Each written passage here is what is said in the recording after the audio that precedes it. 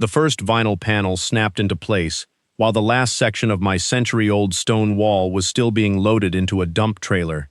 Loose fieldstones ground against the steel bed as I crossed the pasture toward the crew. White plastic fencing now cut across the entrance to Hawthorne Farm, bright and hollow against the weathered barn and the strip of red earth where the wall had stood since 1891. HOA President Diane Keller watched from beside her black SUV, holding a clipboard as if the demolition belonged to her. "The wall was unsafe," she said. "The board authorized a compliant replacement. I did not touch the excavator or step between the workers and their equipment. I took out my phone and photographed the trailer, the numbered vinyl panels, the disturbed soil, and every stone still lying near the bucket. Then I asked the foreman to show me the removal permit. His name was Owen Pike. He looked toward Diane before admitting that he had only a work order. Then nobody moves another stone until I photograph it," I said. Diane told him to continue. Owen did not. When he rolled a flat capstone away from the trailer gate, a shallow hand-cut mark appeared on its underside, 2 crossed lines beside a half circle. I had seen that mark before. It was visible on the eastern gatepost in a framed photograph taken outside our farmhouse in 1912. That was the first proof the crew had removed original material rather than hauling away a modern imitation. It was not yet proof of who held the legal right to alter the entrance, but it gave me a physical detail that could be compared, measured, and preserved. My name is Grant Whitaker. I was 54 that spring and made my living restoring old houses, barns, and stonework. I knew what age looked like in tool marks and settled earth. The wall had needed repairs. It had not needed to disappear. I walked the entrance while my phone recorded. The crew had removed the entire 126-foot curve, including the gate posts, and installed vinyl posts in fresh concrete. Tire tracks crossed the grass. The drainage bed behind the old wall had been scraped flat. Diane followed me with a laminated map. A green band ran along the road and widened around my entrance. "This is the HOA maintenance corridor," she said. "Your wall was inside it. I asked for the recorded document that created the corridor." She tapped the map instead. "This is what our contractor received.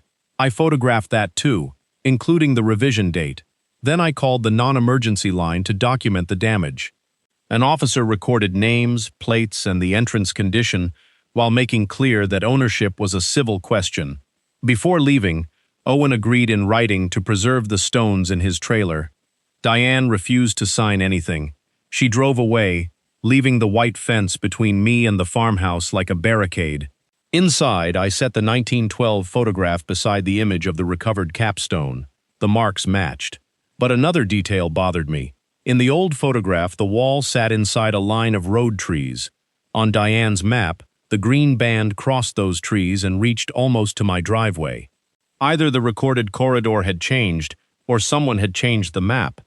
The 2 maps stayed on my kitchen table until well after dark.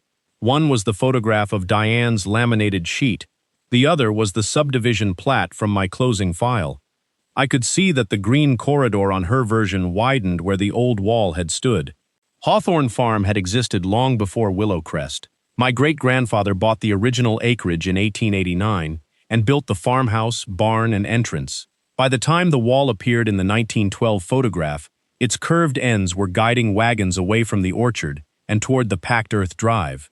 The farm had grown smaller as each generation sold or divided land.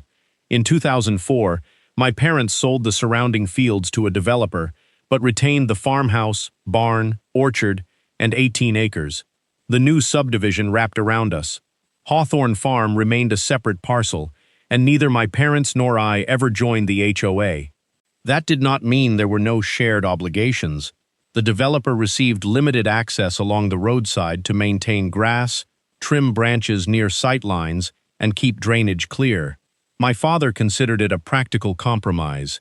The HOA's landscapers had mowed the outer verge without crossing the wall or altering the entrance. The wall itself did more than mark history. Its base slowed runoff coming down the subdivision road, while gaps between the dry-laid stones allowed water to drain without washing soil into the orchard.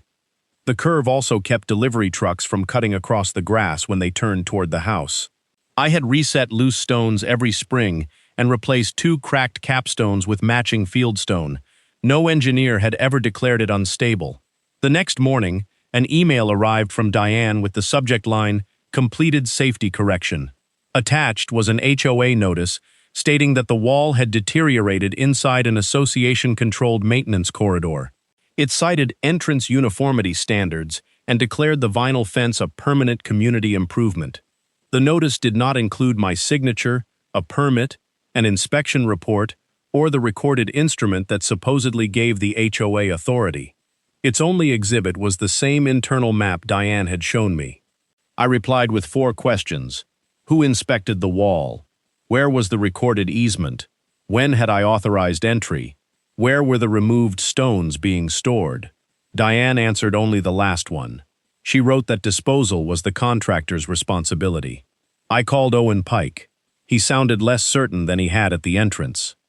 The stones in his trailer were secure, he said, but an earlier load had gone to a landscape recycling facility 20 miles away. He agreed to send me the delivery ticket and repeated that he would hold the remaining material. "Did Diane give you an easement document?" I asked. "She gave me a map and a signed work order," he said. I was told the property approval had been handled. I saved the call details, then walked the entrance again. Overnight rain had collected beside the new concrete post holes. Mud ran toward the first row of apple trees, carrying bits of crushed stone that had once formed the wall's drainage base. The vinyl panels flexed in the wind and clicked against their brackets. Back inside, I opened the metal box containing my parents' 2004 closing papers. The deed described Hawthorne Farm as an excluded parcel surrounded by the proposed development. A title commitment listed several utility and access documents, but none used the phrase HOA maintenance corridor. Near the bottom of an old attorney's checklist, however, one handwritten line caught my attention. Preservation and access exhibit. Confirm recording after subdivision approval. No copy was attached. A recording number had been started in pencil, then crossed out. I called the title company named on the closing statement. The company had merged twice, and the woman who answered could not locate the file. She suggested checking the county's recorded subdivision documents and warned that an exhibit might have been indexed under the developer rather than my family's name. That afternoon, Diane sent a second message demanding that I remove the temporary caution tape I had placed around the exposed post holes. She said it interfered with the finished appearance of the community entrance. I looked from her message to the 1912 photograph. The old wall, the road trees, and the farmhouse were all visible in one frame. Whatever agreement my parents had signed in 2004 had been designed around a property that was already there. The question was whether the recorded version still said so. 2 days later, Elena Ruiz met me at the eastern gatepost with a survey rod, a metal detector, and a copy of my deed. Elena had worked on farms, subdivisions, and road projects for more than 20 years. Before unloading anything, she studied Diane's map at the hood of her truck. "This may show what the HOA maintains," she said, "but it does not tell me what they own or what rights were recorded." She began with the deed description and the subdivision plat, then searched for the monuments referenced in both. One iron pin remained near the southeast corner, buried beneath several inches of soil. A second monument aligned with an old fence line north of the drive. By late afternoon, her preliminary measurements placed the former wall entirely inside Hawthorne Farm, not in the road right-of-way. Elena would not call that a final conclusion until she reviewed every recorded instrument. She marked the recovered points, photographed the disturbed entrance, and asked me not to move the loose stones near the post holes. The next morning, I took the 1912 photograph and my closing papers to the county archive. Malcolm Price, the archivist, searched the property number before trying my family name. He found a 1947 aerial collection and a 1976 rural architecture inventory that included Hawthorne Farm. The 1947 image showed the wall's full curve from above. The 1976 survey photograph was clearer at ground level. 3 broad capstones formed the eastern gatepost, and the lowest one carried the same crossed lines and half circle I had photographed in Owen's trailer. A measurement card listed the entrance width and described the structure as a dry-laid fieldstone wall dating to the late 19th century. Malcolm recorded the archive numbers and explained how the photographs had entered the collection.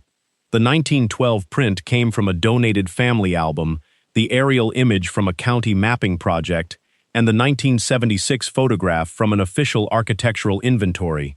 Their value was not that they independently decided ownership. Together, they documented the wall's identity, location, and appearance across decades. The parcel references led him to a box of planning materials from the Willow Crest development. Inside was a copy of the document named on my father's checklist, Preservation and Access Exhibit, recorded in 2004 with the final subdivision plat. The exhibit granted the developer, and later the HOA, access to an 8-foot strip beside the road for mowing, branch trimming, and drainage maintenance. A hatched area followed the outer verge. It did not widen around my entrance. Beside the drawing, one note read, "Existing fieldstone entrance wall to remain. No structural alteration without written consent of retained parcel owner." I read it twice before calling Elena. She met me at the archive that afternoon. Malcolm provided certified copies, and Elena compared the recorded exhibit with Diane's internal map. On the HOA version, the 8-foot strip had been redrawn as a green shape that expanded inward by nearly 6 feet near the eastern gatepost. The preservation note was missing entirely. "A survey can locate this recorded description on the ground," Elena said. "It cannot tell us who changed their map or why." That distinction mattered. I did not need a dramatic accusation. Over the following 3 days, Elena completed her fieldwork. Her certified survey showed the road boundary, the retained parcel, the 8-foot access strip, the locations of surviving monuments, and the former wall's alignment based on its undisturbed foundation trench. Every portion of the 126-foot curve lay on my parcel. At its closest point, the wall still sat more than 2 feet beyond the limited access strip. I sent the documents to Marisa Cole, an attorney who handled property and construction disputes. She asked for the original emails, full resolution photographs, Owen's written preservation promise, and the delivery ticket from the recycling yard. Then she warned me that clear documents did not guarantee a quick remedy. The HOA could dispute the wall's condition, its interpretation of the access language, or the amount of damage. Restoring old stone would also require proof of what could be recovered and what reconstruction would cost. Marisa's first letter was deliberately narrow. It demanded that the HOA and its contractors stop all work on Hawthorne Farm, preserve every stone and project record, identify where the first load had been delivered, and provide the authority on which they relied. Attached were the certified exhibit, Elena's survey, and the 3 historical photographs. Owen acknowledged the letter that evening. Diane answered the following morning. She wrote that the board had relied in good faith on its maintenance map and professional safety concerns. She did not identify the professional, address the missing preservation note, or explain why the corridor had widened. Instead, she instructed Owen to clear the remaining salvaged stones from the entrance before the weekend. The instruction arrived after she had received every document Marisa attached. Owen did not arrive before the weekend, but another truck did. Early Friday morning, the motion alert on my phone showed a flatbed backing toward the stones stacked beside the entrance. I walked down with Marisa's letter and kept recording. The driver, a subcontractor I had never seen, said he was there to remove landscape debris from the Willow Crest entrance. I stayed on my side of the driveway and showed him the preservation demand. I explained that the stones came from my property, their ownership was disputed, and the contractor who removed them had already agreed to hold them. I did not block the public road or touch his truck. He called his supervisor. After a short conversation, he photographed the letter, folded his loading ramps, and left empty. By noon, Diane had turned the incident into a community email. She wrote that an adjacent landowner was obstructing completion of a board-approved safety project and leaving hazardous construction material near the Willow Crest entrance. She asked residents to avoid the area and directed questions to her alone. 2 residents stopped beside my mailbox to tell me the wall had been crumbling for years. One said I should be grateful the HOA had paid for a clean replacement. Neither had seen an inspection report, and neither knew Hawthorne Farm was outside the association. Others were quieter. A woman named Rachel Kim, who lived across from the entrance, emailed me security camera footage from the demolition morning. It showed Diane arriving before Owen's crew, pointing along the wall and watching the first capstones enter the trailer. Another board member, Thomas Bell, called to say he remembered approving a preliminary entrance concept, not demolition. He asked me to send him the recorded exhibit. Then the ground turned against me. A long storm pushed water down the subdivision road. Without the wall's stone base and drainage gaps, runoff crossed the scraped trench in a brown sheet. It carved 2 channels toward my orchard and buried the roots of 3 young apple trees in gravel and clay. I spent Sunday laying straw wattles and digging a temporary diversion above the first row. I photographed the water, kept receipts for materials, and measured the eroded channels after the rain stopped. A landscape contractor estimated the cost of replacing damaged soil, stabilizing the entrance, and saving the trees. The vinyl fence survived, but several panels leaned where saturated soil had softened around the fresh concrete. Their brackets clicked all night in the wind. Monday, Marisa sent preservation notices to the HOA, Owen's company, the flatbed dispatcher, and the recycling facility. Owen responded by providing his project file. He said he had begun to suspect that the authority represented to him did not match the recorded documents. The file included a 2-page work order signed by Diane. In the box labeled Owner Authorization, she had written, HOA Controlled Corridor. Beside permit number, a handwritten note read, Not required, per HOA President. An earlier email from Owen was attached beneath it. He had asked whether the existing wall belonged to Hawthorne Farm and whether historical review was necessary before demolition. Diane answered that all approvals had been confirmed and instructed him not to contact me because the board was handling notification. The next attachment explained why he had asked. 11 days before the demolition, a preservation consultant hired during the entrance design process had emailed Diane. The consultant identified the wall in the 1976 inventory, attached a small archive image, and recommended checking the recorded preservation and access exhibit before any removal. The message said the structure appeared repairable from the photographs and that replacement should not proceed without confirming ownership and approval requirements. Diane had replied, Received. There was no evidence that she forwarded the warning to Owen or the board. Thomas Bell then sent Marisa the approved minutes from the relevant HOA meeting. The board had authorized up to $2,500 for a preliminary entrance design and safety review. Final construction was expressly conditioned on boundary confirmation, required permits, and owner consent where necessary. No vote authorized demolition, vinyl installation, or disposal of the stones. Diane's public explanation began to shift. In a new resident email, she stopped calling the project fully approved and described it as an emergency response to an immediate hazard. Yet Owen's photographs taken before work began showed a standing wall with some displaced top stones, not a collapse. No cones, barriers, engineer's report, or prior safety notice appeared anywhere in the project file. Marisa told me the evidence still needed proper authentication and context. An email could show what Diane received, but testimony would establish how she understood it. Minutes could limit board approval, but the HOA might still argue that its president possessed emergency authority. The drainage loss also required a credible connection between the excavation and the orchard damage.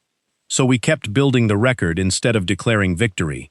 Elena documented the changed grade. The landscape contractor mapped the runoff channels. Rachel preserved the original camera file. Malcolm certified the archive image attached to the consultant's warning. Then the recycling facility produced an invoice that changed the stakes again. It listed the first load of stones as material to be crushed for aggregate. A note scheduled the remaining load for delivery after the owner dispute was resolved. The customer contact beside that instruction was not Owen Pike. It was Diane Keller. The crushing invoice removed any reason to wait. Marisa filed the complaint the next morning. We did not ask the court to decide the entire case in a day. The first request was narrower: preserve the stones, stop further work on Hawthorne Farm, and prevent the HOA or its contractors from altering the entrance while the records were reviewed. The complaint included my deed, Elena's survey, the recorded exhibit, the historical photographs, Rachel's video, the work order, and the recycling invoice. The HOA's attorney agreed to a temporary preservation arrangement before the first hearing. The stones at Owen's yard and the recycling facility could not be moved, crushed, sold, or mixed with other material. No contractor could enter my parcel without written agreement or further court authority. The vinyl fence remained temporarily because tearing it out before a restoration plan was approved might cause more damage. 2 mornings later, I met Marisa and a conservation mason named Samuel Beck at the recycling yard. The first load had been dumped beside broken concrete and landscaping rock, but it had not yet reached the crusher. We spread my demolition photographs across the hood of Marisa's car and began sorting. Samuel did not claim he could identify every stone by sight. He compared mineral color, lichen, weathering, dimensions, and tool marks. The 3 eastern capstones were distinctive enough to isolate. Smaller field stones required numbered photographs and grouped storage rather than guesswork. By sunset, the yard had moved the likely wall material into a separate fenced bay under the preservation agreement. Recovering it felt like pulling part of the farm back from the edge of a machine. It also made the scale of restoration real. Stones had been chipped by the excavator, soil and base material were gone, and the original stacking sequence had been destroyed. Saving the wall would mean rebuilding it, not simply putting a few marked pieces back. Samuel inspected the undisturbed foundation trench and the surviving photographs. His written assessment found displaced upper stones and ordinary maintenance needs before demolition, but no evidence of imminent collapse. He developed a reconstruction method using Elena's measurements, the photographed curve, the 1976 inventory dimensions, recovered material, and compatible local fieldstone where originals were missing. While Samuel worked outside, Discovery began explaining what had happened inside the HOA. The board's email archive contained a folder titled Spring Gateway Refresh. Diane had promoted a clean, modern entrance before Willow Crest's annual home tour. A landscape designer's concept replaced the stone wall with white vinyl, matching planters, and a new community sign positioned to be visible from the main road. One email from Diane described Hawthorne Farm's wall as visual clutter from the old parcel. Another said the entrance needed to look like one planned community, not a subdivision built around a farm. Her concern had never been limited to falling stones. The dates mattered. She had sent those messages before requesting the preliminary design money. After the board approved only a study, she forwarded the concept to Owen labeled Final Direction. When he questioned ownership, she gave him the altered maintenance map. When the consultant warned her about the preservation exhibit, she acknowledged the message and kept the demolition date. Thomas Bell and 2 other directors gave statements confirming that they had not approved construction. Diane had told them the contractor was performing minor safety work within an existing maintenance budget. None had seen Owen's question, the consultant's warning, or the expanded map before the wall was removed. The board members were not eager to help me. They were worried about residents' money, insurance, and their own oversight. But their testimony separated Diane's decisions from the authority she claimed to possess. The HOA's formal response still raised plausible defenses. It argued that the recorded access rights included drainage maintenance, that portions of the wall had deteriorated, and that Diane believed prompt action was necessary. It also challenged whether every stone at the recycling yard came from my wall and whether the storm damage resulted solely from the excavation. Marisa treated those arguments seriously. Elena documented that the wall lay outside the 8-foot strip. Samuel distinguished repairable wear from emergency failure. Rachel's footage and Owen's photographs established the wall's condition immediately before removal. The landscape contractor compared the old drainage profile with the scraped grade and limited his estimate to damage he could support. I kept my own claim just as disciplined.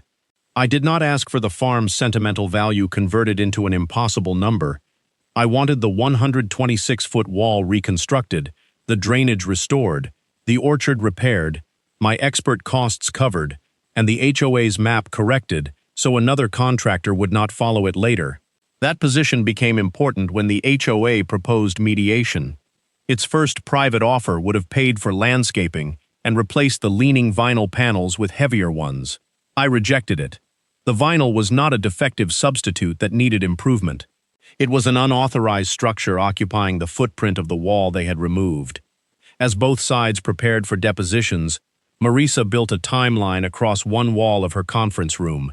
Every photograph, email, map, and invoice had a place. Near the center were two written statements signed by Diane weeks apart. In the first, she said she had never received a warning that the wall was protected. In the second, she admitted receiving the consultant's email, but claimed she believed it referred to another stone structure. Marisa placed the attached archive image beside both statements. The photograph showed Hawthorne Farm's eastern gatepost, its marked capstones, and my farmhouse in the background. There would be no room left for another convenient explanation then. The mediation was scheduled for the following week. Diane's deposition took place 3 days before mediation. She arrived with the altered maintenance map in a leather folder and placed it on the table, as if repeating the same document could make it controlling. Under oath, she said she had believed the wall was unstable, inside the HOA corridor, and subject to emergency removal. Marisa asked who had inspected it. Diane named the preservation consultant. Marisa displayed the consultant's actual email. It said the wall appeared repairable, identified Hawthorne Farm by name, included the 1976 photograph, and recommended checking ownership before work. Diane studied the page before saying she thought the warning concerned another stone structure farther down the road. Marisa enlarged the attachment. The farmhouse stood behind the eastern gatepost. The marked capstone was visible. So was the farm name handwritten on the inventory card. "What other structure did you believe this was?" Marisa asked. Diane could not identify one. The contradiction did not decide the lawsuit by itself. It did something more useful. It connected her knowledge to the physical wall before demolition. The remaining evidence established what authority existed, what work occurred, and what it would take to repair the damage. We carried that chain into mediation the following week. The mediator, a retired judge, placed both sides in separate conference rooms and spent the morning testing the weaknesses in each position. The HOA argued that the 8-foot access strip permitted drainage maintenance and that several top stones had shifted. Its attorney questioned whether the wall should be reconstructed to an idealized historical condition at residents' expense. He also challenged the full orchard claim because the storm might have caused some erosion even if the wall had remained. We did not pretend those questions were meaningless. Samuel's plan restored the wall to its documented pre-demolition form, not to a condition better than the photographs supported. The landscape estimate excluded speculative future crop loss and covered only soil stabilization, drainage repair, and treatment of 3 trees. That left the central facts intact. Elena's survey placed the entire 126-foot wall on my parcel, beyond the recorded access strip. Malcolm's certified archive records documented the wall in 1912, 1947, and 1976. The recorded exhibit expressly preserved it. Rachel's footage showed Diane supervising removal. Owen's file showed she claimed approvals had been handled. The board minutes showed they had not. The recycling invoice connected her to the planned destruction of the stones after the dispute began. Owen attended part of the session with his attorney. He confirmed that Diane had told him owner consent and permit questions were resolved. He also confirmed that the wall was standing when his crew arrived and that nobody had asked him to shore it, inspect it, or perform limited repairs. By early afternoon, the HOA increased its offer. It proposed removing the vinyl, paying for a new stone veneer wall, and contributing toward landscaping. The structure would have looked like stone from the road but used a concrete core and manufactured facing. I declined. They removed a dry-laid fieldstone wall, I told the mediator. The remedy has to return one. I was not asking for every rock to occupy an unknowable original position. Samuel had already explained why that was impossible. I wanted recovered stones reused wherever suitable, the 3 marked capstones returned to the eastern gatepost, compatible local fieldstone used for missing material, and the documented curve rebuilt on the surveyed alignment. I also needed the drainage base restored and future HOA contractors given an accurate map. The mediator carried that proposal across the hall. He returned twice with questions about timing, supervision, cost, and access for the restoration crew. Near sunset, the HOA's insurer and board representatives authorized negotiations around complete reconstruction. The other directors were confronting their own records. Their counsel had shown them the preliminary vote minutes beside Diane's final direction email, and the insurer had warned that destroying preserved material after notice could fall outside the protection they expected. No one promised how coverage would be allocated. What changed was the board's understanding of risk. Continuing toward trial could add fees without changing the recorded exhibit, the survey, or the photographs. For the first time, their representatives began discussing restoration as an obligation rather than a concession. The financial schedule came from invoices and written estimates rather than a round punishment figure. Samuel's restoration plan and contractor bids placed reconstruction at $42,800. Recovering, separating, storing, and transporting the stones added $5,600. Orchard and drainage work totaled $4,200. Elena's survey, Malcolm's archive services, and Samuel's assessment totaled $7,300. The HOA agreed to $12,500 toward negotiated legal expenses. Together, the obligations totaled $72,400. Money alone was not enough. The settlement was placed into a consent judgment requiring the vinyl fence to be removed and the wall rebuilt within 90 days under Samuel's conservation supervision. The finished structure had to follow Elena's surveyed alignment, the archive dimensions, and the drainage design. An independent inspector would verify completion. The judgment also required the HOA to replace every contractor copy of the altered maintenance map. The corrected version had to show the 8-foot roadside strip, Hawthorne Farm's separate ownership, and the protected wall. It had to be distributed to residents, board members, landscapers, and future vendors. A permanent injunction barred the HOA and anyone acting for it from performing structural work on Hawthorne Farm without my written consent or other lawful authority. Ordinary roadside mowing within the recorded strip could continue. The result protected my property without turning a practical maintenance arrangement into another unnecessary fight. The HOA admitted that final demolition authority and owner consent had not been obtained. It did not admit that every action had been intentional, and I did not receive the public confession some residents expected. The consent judgment gave me something more durable than an apology: enforceable duties, deadlines, and a corrected record. Diane signed last. For most of the day, she had stayed in a separate room. When she entered, she looked at the 1912 photograph attached to the restoration specifications and then at the signature line. "All of this over an old wall," she said quietly. I thought of the stones in the recycling yard, waiting beside the crusher. "All of this because it wasn't yours to remove," I said. 90 days later, the first restoration truck reached Hawthorne Farm just after sunrise.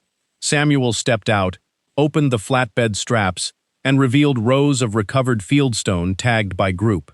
Behind them lay the 3 marked capstones from the eastern gatepost. For the first time since the demolition, I heard stone strike stone at the entrance. This time every piece was coming home. Samuel's crew began by removing the vinyl panels one at a time. They cut the concrete away from the post holes, regraded the entrance, and rebuilt the drainage base with compacted stone. Nothing about the work was fast. Each recovered fieldstone had to be cleaned, examined, and placed where its shape could carry weight again. The 3 archive photographs stayed inside a clear sleeve on Samuel's work table. Elena's survey marked the exact curve and elevation. The 1976 measurement card guided the gate opening, while the 1912 photograph showed how the eastern capstones had overlapped. I watched the wall rise in uneven gray and brown courses, familiar without pretending time had reversed. Some original stones bore pale scars from Owen's excavator. Others had been crushed before we reached the recycling yard, so Samuel filled those spaces with compatible fieldstone from a local farm. The new material was recorded in the restoration log rather than disguised as original. On the final morning, Samuel returned the lowest marked capstone to the eastern gatepost. The crossed lines and half-circle faced downward again, protected but still present. I knew exactly where they were.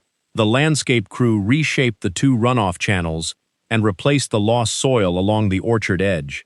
2 young apple trees recovered. The third was replaced with one of the same variety. After the next hard rain, water passed through the stone base and continued along the roadside drainage line instead of cutting across the roots.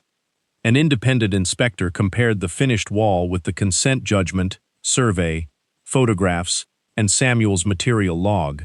He approved the reconstruction on the 88th day. Willow Crest then distributed its corrected maintenance map. The green bands stopped at the recorded 8-foot strip. Hawthorne Farm appeared as a separate parcel, and the wall was labeled as a protected structure outside HOA control.